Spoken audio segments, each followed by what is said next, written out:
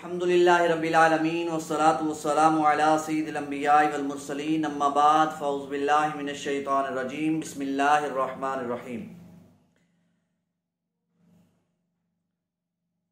अल्लाह ताला का करोड़ बार शुक्र है कि अल्लाह ताला ने हमें ये मौका अता फरमाया और हमें इल्म मीरास सीखने की तौफीक अता फरमाई।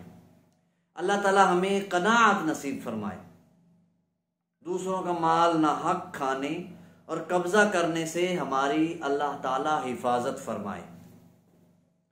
हमारा शानदार मजहब दीन इस्लाम इंतहाई निखरा हुआ है, कानून मिरास भी अता फरमाता है। एक शानदार ईमानदार कानून है, हर आदमी ने जरूर मरना है और जो भी मरता है कुछ ना कुछ तो जरूर छोड़ कर जाता है।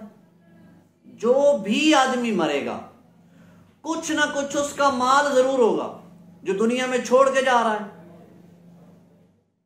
तो इसलिए ये इतना जरूरी है कि इसका ताल्लुक हर शख्स के साथ है। जिसने भी मरना है वो माल छोड़ के जा रहा है। अच्छा ठीक है, माल छोड़ के जा रहा है तो प्रॉब्लम क्या है?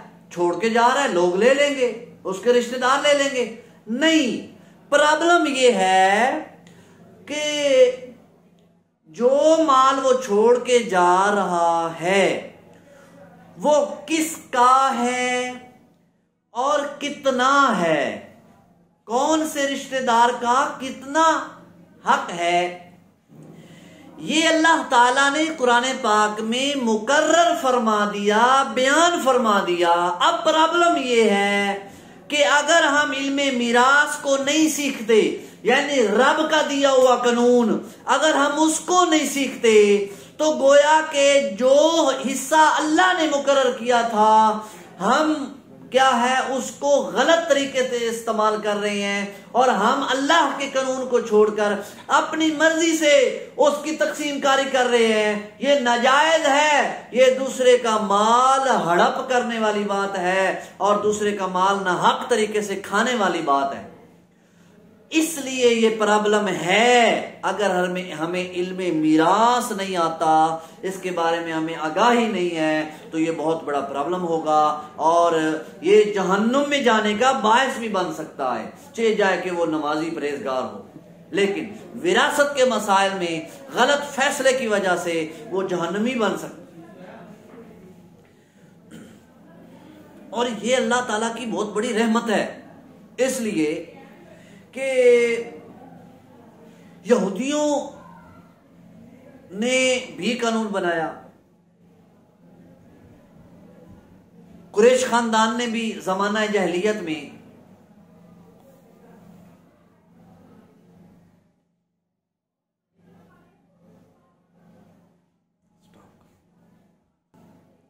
तो विरासत में गलत तकसीम कारी की वजह से बहुत सी लड़ाइयां होती थी, झगड़े होते थे, कत्लो गारत होती थी। लोग जमा हुए, यहूदियों की मिसाल लें तो उनके अंदर भी लड़ाइयां हुई, झगड़े हुए कि ये मेरा माल इतना है तो उसका माल इतना है। तो यहूदियों ने एक कानून बना लिया। कानून क्या बनाया? यहूदियों ने कानून बनाया कि जब भी कोई मरेगा तो उसके सारे माल का मालिक उसका बड़ा बेटा होगा। कुरैश खानदान ने भी, वो तो बहुत बड़े लड़ाकू थे, जमाना जहलियत में अरब में बहुत लड़ने वाले ये कुछ कबीले थे।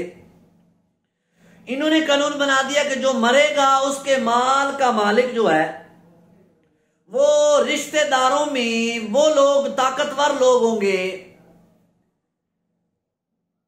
जो लड़ाई सही कर सकते, जो जंग कर सकते हैं, वो मालिक हो जाएगा सारे माल। इससे होता क्या था? उसकी बहनें, उसकी बेटियां, उसकी बीवी वो यतीम हो जाते, वो मस्कीन हो जाते, वो लाचार हो जाते, उनको खाने पीने का कुछ नहीं मिल रहा, वो दर बदर फिरते, भूखे होते सोते, लेकिन उनको कोई माल उसके अपने ही जो बाप है, जो भाई है, उसका नहीं मिलता था। तो ये जालमाना कानून था। और इसी तरह हिंदुओं ने भी एक कानून बनाया हुआ था, वो ये था